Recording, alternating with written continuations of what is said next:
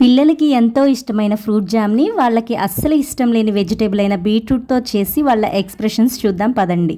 దీనికోసం ముందుగా 4 medium size బీట్రూట్ని 2 sides cut చేసి మట్టి లేకుండా బాగా వాష్ చేసుకొని కుక్కర్లో వేసి 1 కప్ వరకు వాటర్ పోసి మీడియం ఫ్లేమ్ మీద మాత్రమే 4 విజిల్స్ వచ్చే వరకు ఉంచి ప్రెషర్ పోయిన తర్వాత ఫోర్క్తో ఇలా గుచ్చి బాగా కుక్ అయ్యాయో లేదో చెక్ చేసుకొని బీట్రూట్ పైన తొక్కు తీసి ముక్కలుగా కట్ చేసి మిక్సర్ జార్లో వేసుకొని బీట్రూట్ కుక్ చేసిన వాటర్ కూడా వేసి మెత్తగా ప్యూరీ లాగా బ్లెండ్ చేసుకోవాలి. ఇప్పుడు మందంగా ఉండే హీట్ అయిన పాన్లో బీట్రూట్ ప్యూరీని వేసి మీడియం ఫ్లేమ్ మీద 4 మినిట్స్ పాటు వేపి బీట్రూట్లోని టింజర్ ఫ్లేవర్ పోయి జామ్ ఫ్లేవర్ రావడానికి 1 టేబుల్ స్పూన్ నిమ్మరసం యాడ్ చేసి మరో 4 మినిట్స్ కుక్ చేసిన తర్వాత 1 కప్ బెల్లం యాడ్ చేసి మరొక 15 మినిట్స్ పాటు దగ్గరికి అయ్యి జామ్ కన్సిస్టెన్సీ వచ్చే వరకు కుక్ చేయాలి.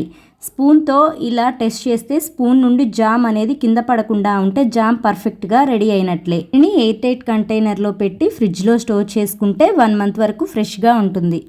మరి నిజమైన జామ్ అనుకున్న మా పిల్లలు లొట్టలేసుకుంటూ తినేస్తున్నారు. 1 మంత్ కాదు 1 వీక్లోనే కంప్లీట్ అయ్యేలా ఉంది.